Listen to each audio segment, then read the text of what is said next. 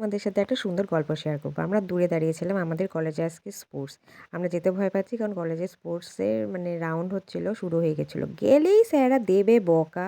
তো দূরে আসলাম, দুজন মিলে ঝগড়া করতে করতে তাও আগালাম।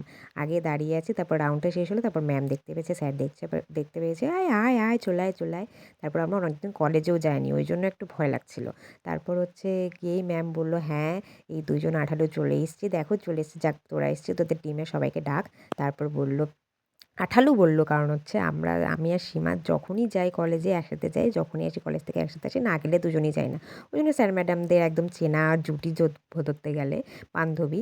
তারপর সুন্দর সুন্দর নাচ হলো। তারপর আলয়ের শিশুরা, অনাথ স্কুল আলয়ের শিশুরা ডান্স করলো। ওরা প্রতি বছরই বলে ডান্স করে, ওদেরকে মাঠে নিয়ে আসা হয়। তো এবারও করেছে। আমরা আগের বছর আসতে পারিনি, এবছর 2 বছর, এবছর আমাদের লাস্ট ছিল, তো আমরা মিস করতে চাইনি।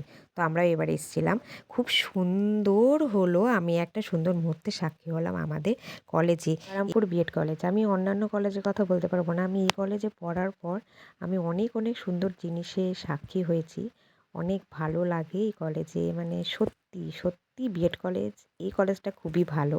তো তারপর আমরা ছবি তুলেছিলাম, আমাদের টিফিন দিয়েছিল, লৌহগোলক চাকতি, আরও অনেক কিছু খেলেছি। তো তারপর আমাদের জোর করে নাম দিয়েছিল স্যাররা, বলছে ফার্স্ট সেকেন্ড থার্ড হওয়া বড় ব্যাপার না, খেলায় নাম দেওয়া বড় ব্যাপার। তো ওই জোশে আমরা খেলার নামও দিয়েছিলাম।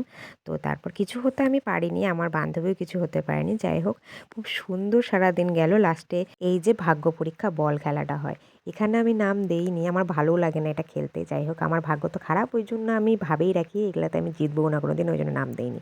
লাস্টে আমাদের টিমের ছেলেদের 800 মিটার দৌড় দেওয়া হলো। তো আমরা ভলেন্টিয়ার হয়ে দাঁড়িয়েছিলাম। এই যে দৌড় দিয়ে আসে, এবারে বলছে আমার ভুঁড়ি থাকলে আমি এইভাবে দৌড়াতাম। যাই হোক, লাস্টে স্যারদের খেলা হলো, আর এইভাবে আজকে আমার একটা সুন্দর দিন কাটলো। চলো টাটা।